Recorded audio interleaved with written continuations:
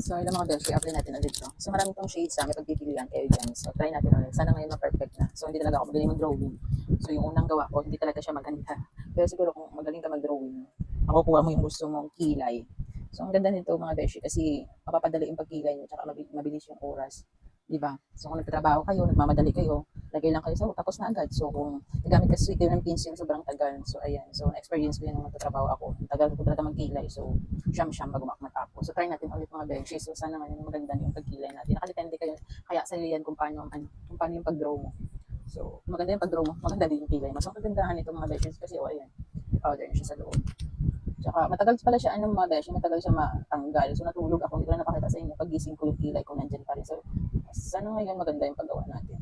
Sa mga beshi, mura nyo lang ito mabibili dito. Saka may 12 pesos na siya kasamang ganito. Saka dalawang ganito. Saka dalawang brush. So may mga shades, depende sa gusto nyo shades, may pagpipilian kayo. So kung nagmamadali kayo,